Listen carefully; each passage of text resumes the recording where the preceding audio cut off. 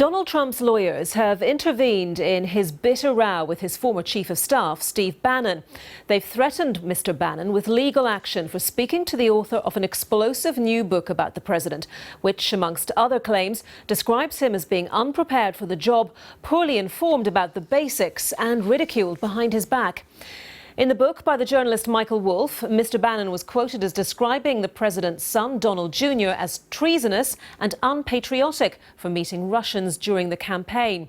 Mr Trump responded accusing his former strategist of losing his mind after he lost his job at the White House. Our North America correspondent Peter Bowes reports. They were once as thick as thieves. Steve Bannon helped shape the America First campaign that got Donald Trump elected president. In the White House, he was a key player. He had the president's ear. But his job as chief strategist was short-lived, and Mr Bannon returned to his role as the head of the right-wing Breitbart News website. He promised to be the president's wingman outside, but this book reveals a different story. The most damaging claim is that Steve Bannon viewed a meeting between Donald Trump Jr. and a group of Russians during the presidential campaign as treasonous and unpatriotic. Also present were Mr Trump's son-in-law, Jared Kushner, and his then campaign chairman, Paul Manafort.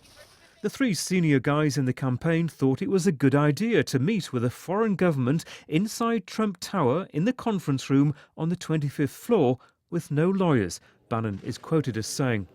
He adds that after the meeting they should have called the FBI immediately. The president has hit back in a scathing statement. He says, Steve Bannon has nothing to do with me or my presidency.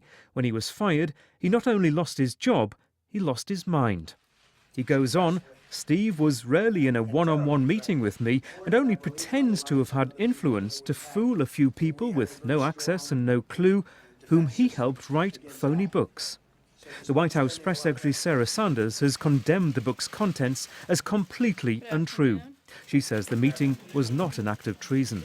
I think that is a ridiculous accusation and one that I'm pretty sure we've addressed many times from here before. And if that's in reference to comments made by Mr. Bannon, I'd refer you back to the ones that he made previously on 60 Minutes, where he called the collusion with Russia about this president a total farce. So I think I would look back at that. If anybody's been inconsistent, it's been him. Certainly hasn't been the president or this administration.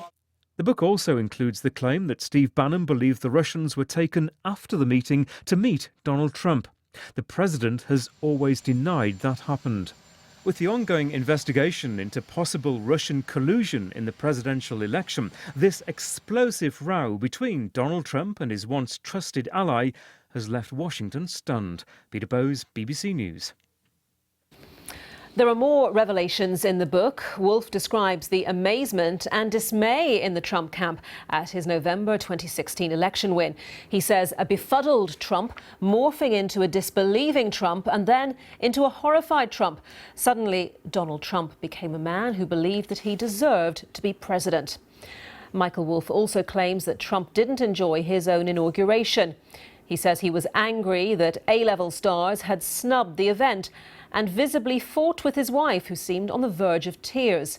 The First Lady's office rejects this claim, saying that Mrs. Trump supported her husband's bid for president and was happy when he won.